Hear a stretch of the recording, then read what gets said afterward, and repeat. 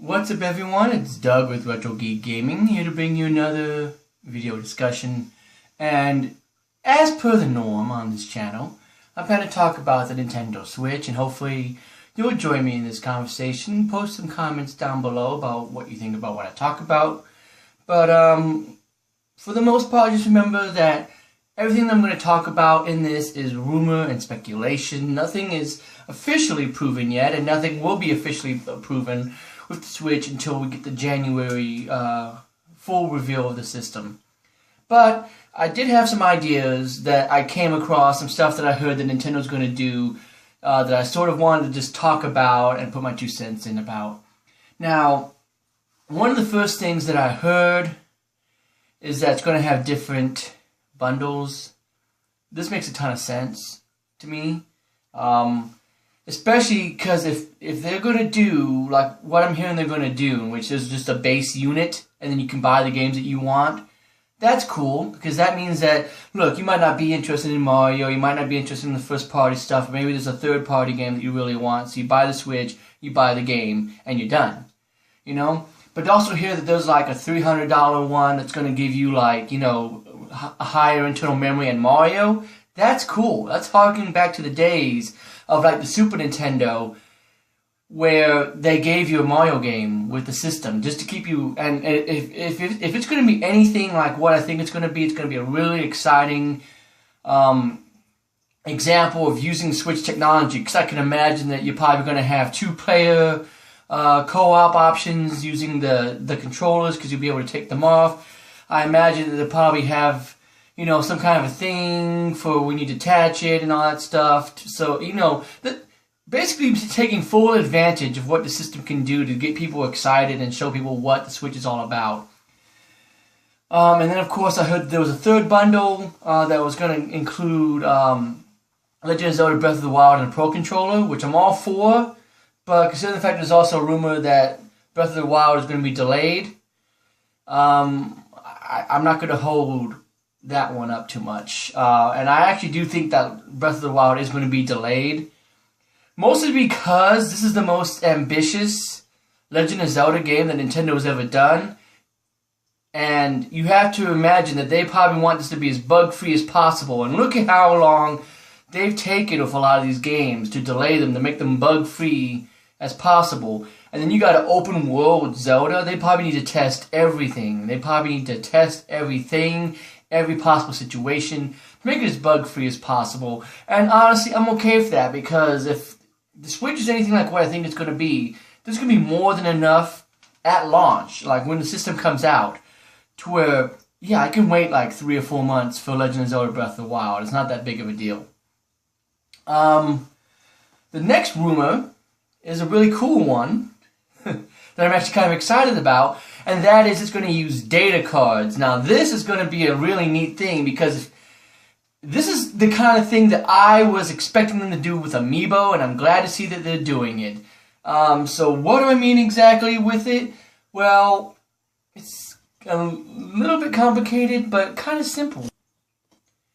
Basically, to break it down, the data cards are sort of like how in like Animal Crossing New Leaf, for example, you tap a card and it takes data over to it. It's sort of like that, but now supposedly the NFC reader of the Switch can reverse it, and it can send data to a card. So I think that this will be really cool, because they might not necessarily be able to use it with a figure, because again, there's too many Amiibo figures. But imagine back in the days when you had like a PS2 or even a Nintendo 64. Okay, we're using Nintendo 64. That's a good example, because it just had the little bottom out, real quick swapping. Back in the days of like the Nintendo 64, where you had the little memory card thing, and just went to the bottom. You did it real quick, and you could always take it out, take it with you. That's sort of harking back to those days, like the PS1, PS2 memory cards and stuff like that. Which I think will be really cool, because again, you can just simply set this thing on, and it will maybe send the data with you. Like if you want to take, I don't know, a villager from Animal Crossing, or maybe the best time that you got in Mario Kart 9, or something, however they decide to use it. you can take this card, tap it real quick, and take it with you. And I think that would be a really cool thing to do. I don't think that they don't need to make it necessarily the memory. But if they use it as the means of saving the games to where maybe it takes a load off of the internal memory of the system, that would be really cool. I don't think it needs to be the main way, again, because I think that people who might not necessarily be into that, they should be allowed to save, especially because when when it's undocked, you're probably not going to be carrying around a data card with you to keep saving. So having some internal memory would be nice, but again, it'd be really nice to be able to reverse this stuff to where, again, if you decide, maybe, I don't know, something happens, or maybe a new version comes out. Like, I heard that they were going to do something with like Mario Kart 8 director cuts, where they included all the DLC, but it also gave you bonuses and stuff like that. And if you had it digitally, then you... So just imagine if you had something like that, where maybe you tap this, and now suddenly all the DLC for Mario Kart 8, the director's cut, now goes over to when you pop in Mario Kart 9, you pop that card on, and maybe you get some special data that comes over, and all that carries over with you, instead of having to repurchase everything. Like, it would be... this would have been kind of the same concept of if... I'm trying to think of the best way to think of doing this. With the Smash Bros. 3DS and with Smash Bros. Wii U, because they had the same characters and the same stages, if you had just one card that when you simply tapped it took it over, that would have made things a heck of a lot easier than that complicated system that they had of, hey, you bought it for the Wii U, but here's a code to go to your 3DS shop to then download it. And it's just like, shouldn't you just make this a lot easier? Well, now maybe you just simply buy the DLC card, and that DLC card allows you to just tap it, and voila, now you have characters for both the 3DS and the Wii U.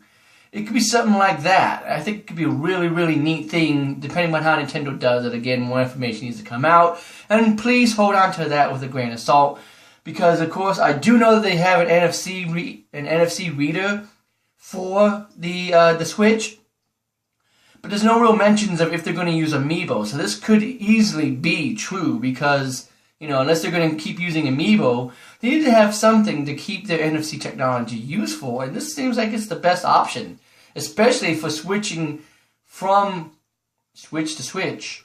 To where, again, maybe I take data from one game to take it over to another one. Or if my Switch happens to have a malfunction issue, like 3DSs that I know that I've had in the past, I don't have to re-download all the licensing or something like that. It could be just as simple as you tap it, everything backs up to this card, and then you switch over to another Switch, you tap it, and the data comes back. It could be something as simple as that. Who really knows?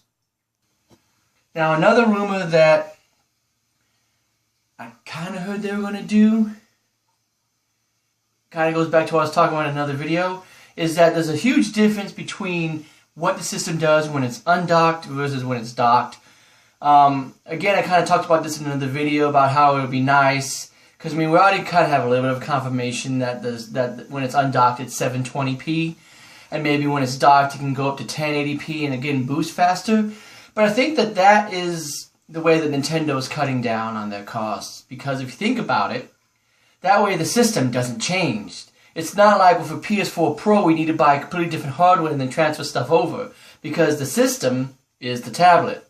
So all you have to do then is if you want maybe more internal memory, or if you want maybe 4K capabilities or something like that, to where you can, again, you just change the dock. You just simply change the dock, pop the thing in, and now boom, now suddenly you have a 720p system, nothing about it has changed. But when you dock it, now maybe it runs faster. Maybe it does 80 frames per second, 4K. You see what I'm saying? Because then they can just make the docks more powerful and not have to worry about making the hardware more powerful, because the system is the tablet. That's what has the internal memory. That's where the games go. That's what reads it. That is the system. So, yeah, I just think that would be a really neat thing that they did. Now, again, there's still a lot of stuff that's coming out. A lot of stuff is still unconfirmed about this system. But I really am excited for the Switch, especially the more that I hear about it. I always love Nintendo systems. Always, always, always. They always get me excited. But this one, I think, is going to be like the GameCube and the Wii combined. It's going to be like, it's going to have those great games, those great looking games that the GameCube had. It's going to be for the gamer. It's going to have, you know, that. But it's also going to have like what the Wii had. It's going to have I think it's going to have the consumer attraction. It's going to be a really hot seller. I think it's also going to have a lot of third-party developers on board. Hopefully they won't make so much shovelware like they did with the Wii. But I really do think that this will be Nintendo's best system. Hopefully. Because they did learn from the Wii U. They didn't name it anything involving the Wii. And even though it does have some Wii and Wii U-like elements to it, that was kind of expected. Because it's kind of hard for you to, you know, have LNR and ZL and ZR and then suddenly go back to something that has less. But I'm glad that they're doing what they're doing with the Switch. I'm excited for January to come so I can talk more officially about what the Switch can do because they reveal it. And yeah, I'm just going to keep talking about it, as well as some other stuff. I have a few things in my head that I'm debating about doing videos on, as well as finally getting around to, you know, those fan theory videos about Switch games and stuff like that. I just need to figure out which one I want to talk about first. But yeah, make sure you like this video if you want. You can also feel free to subscribe if you want. No pressure from me. Or you can also follow me on Twitter if you want, at RetroGeekGaming. Appreciate you guys watching. I'm a tad bit on the tired side. Been busy doing a lot of stuff. And I'll talk to you next time. Have a good one. Thanks for watching.